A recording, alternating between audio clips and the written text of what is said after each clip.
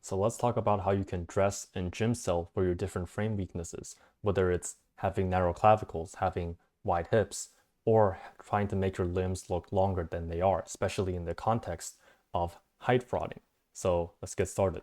First thing, when it comes to narrow clavicles, if you're a guy with narrow clavicles, you have to be very careful with how you train your legs and maybe just not train legs at all, right? Specifically the quad muscles, because the quads basically will sweep outwards and it'll make your whole lower body look wider than they are. And this is something that a lot of the old school bodybuilders actually understood, right? If you look back at a lot of the old school bodybuilders from the 1970s, 1980s, they followed what's called the V taper, which is when they have a V-shaped upper body, right? V shape in the upper body. But when it comes to the lower body, their legs basically come straight down, right? You can see the lines that I drew. Their legs basically come straight down and the quads stay in line with the outside of the hip. So you can see I can draw a straight line from the outside of the hip straight down, and the quads will not exceed the outside of the hip. So that was the old school V taper that all the old school bodybuilders followed. And they intentionally did that because they knew that's what kept the physique aesthetic and helped them stay in proportion, right? They actually intentionally make sure that they did not overdevelop their quad muscles. And they also did certain things to not overdevelop their obliques and core muscles for a smaller waist as well, because back then it was all about having proportion and, maximizing the appeal of your physique. And I think that's what you should be following as well if your goal is to looks max, using the gym to looks max. So then in modern bodybuilding, there's a different thing called the X frame, which it's basically in modern bodybuilding, they just threw this concept of proportions right out the window, and instead they just try and build as much muscle as possible. And this resulted in the X frame, where again you have a V shape in your upper body, but when it comes to the lower body, they stop trying to fit in this V shape where you keep the quads in line with the hips. Instead, they just try and build their quads and their legs to be as big as possible. And as a result, instead of going straight down like the old school V taper, in the modern X frame, the quads basically sweep outwards and it creates an X shape, as the name would suggest.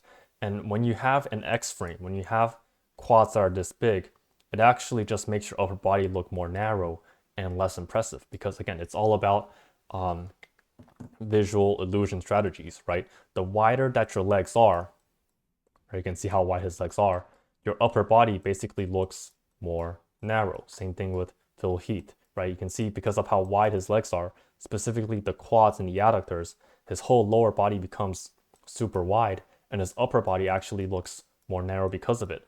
And same thing, right? Will Tennyson over here, because of how big his legs are probably one of his strongest body parts. He actually has decent amount of muscle in his upper body, especially if you just cover his lower body. But because of how wide his legs have become, it basically gave his body almost like an upside down triangle look, which is the exact opposite of what you want. And you can see in this picture as well, his clavicles look way wider because of his legs, because of how huge his legs are. So firstly, if you have narrow clavicles, you have to follow the old school V taper and try and keep your quads and try and keep your leg training under control. If you're leaning towards this, which especially if you're Asian, right? A lot of Asian people, we tend to have shorter limbs and a longer torso and just naturally big legs by default.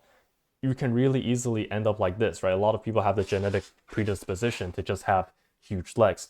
And if that's you, then it might be in your best interest to stop training legs, especially quads, and let your upper body catch up. So that's the first piece of advice if you have narrow clavicles, is you have to be very mindful of your leg training, especially the quads and adductors, right? You can train glutes and hamstrings because they're not going to sweep outwards and make your lower body look wider, but specifically quads and adductors, you have to be very careful with it. Next thing is if you have narrow clavicles, it's going to be your clothes, right? Because if you have narrow clavicles, then you shouldn't be wearing clothes that are super tight, right? If you have narrow clavicles and a small frame, then wearing a small shirt like this, it's basically going to make you look even smaller, especially if you're wearing compression, right?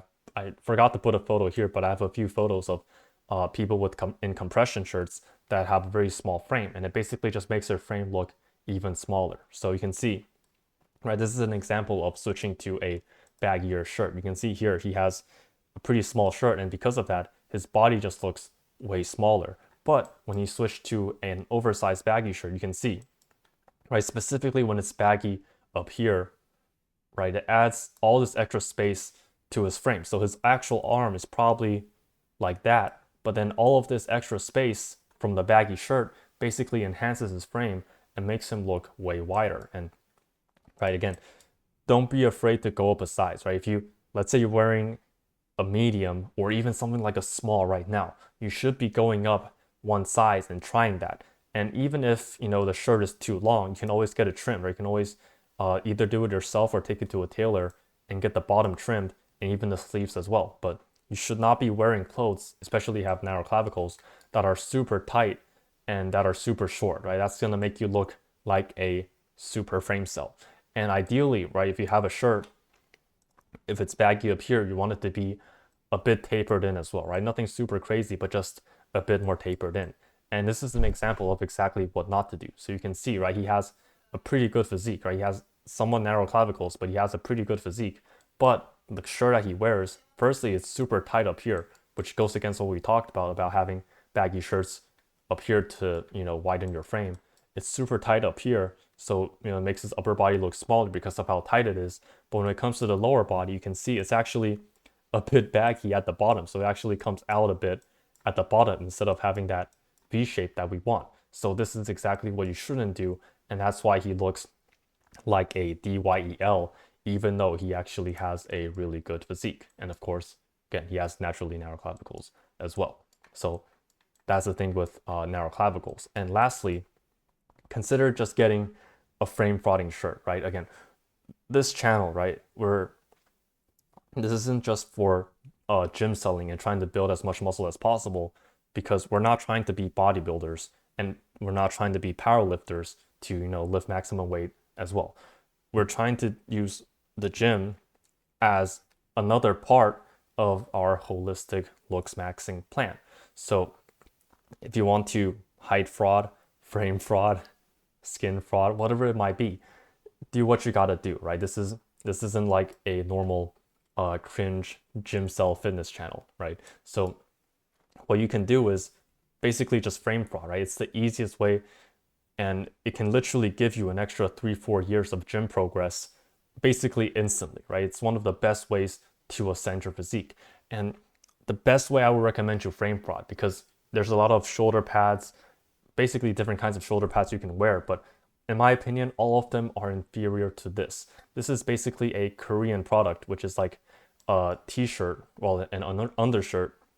You can see really closely, it has a very small shoulder pad built in. So it's basically a shirt with the shoulder pad built in. And when you take off the shirt, the shoulder pad comes off as well. So it's like the most inconspicuous way of frame frauding.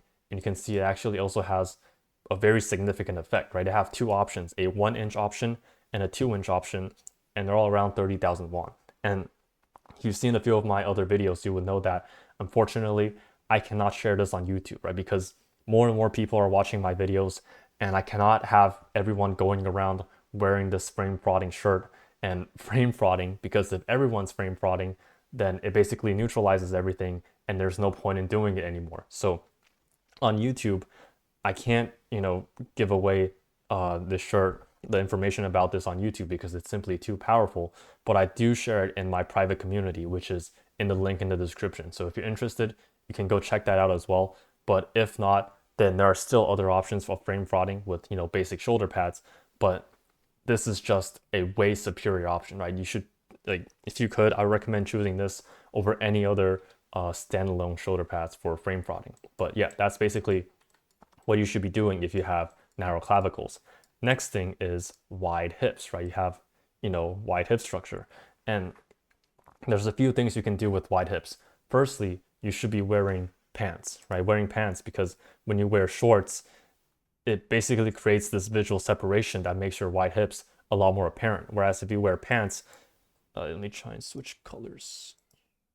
If you wear pants, it basically draws a straight line from, you know, all the way up here, all the way down to your legs. And that straight line will help alleviate the appearance of your wide hips. So first step, switch from shorts to pants. Second thing is the color of your pants, right? Ideally, you want to go for a lot darker colors, right? Like ideally black or dark blue or navy, just a lot darker colors, because colors like black will make things look more slim and make things look smaller. So something like black pants can work really well for wide hips because, again, firstly, the pants itself creates this line which basically helps alleviate this protrusion on the side, and also the color black will just make it look smaller in general. And lastly is the material of your pants, because if you wear something like sweatpants or something with a really thick material, it's basically going to make it thicker and make the hip bulge a lot more apparent, right? Especially sweatpants, right? I find that when I wear sweatpants, it's like I don't have particularly super wide hips, but when I wear sweatpants, it basically makes my hips look wider, even though they're not really wide at all, mainly because of how thick the material is. Whereas if we wear something like a pair of joggers, right? I have a pair of black joggers, which have a super thin material, like super thin material, and it's a bit loose as well. It basically minimizes this bulge protrusion that you see from the side. So go for something with, very thin material, right? I find that when I wear my black joggers with super thin material, my hips look way different from when I wear my sweatpants, which have a much thicker material. So that's the three main things you should be worried about, right? Wearing pants, and also make your legs look longer as well. Having a dark color like blue, and having a very thin material to minimize the protrusion from the side if you have wide hips. And of course, a lot of the same things apply for having narrow clavicles, right? You shouldn't be trying to train your legs, train your quads to make them super big, because if you have huge quads, you can see Will Tennyson over here, his hips aren't like super crazy wide, but because of how big his quads are, it basically creates the illusion of wider hips as well. So yeah, don't overtrain your quads.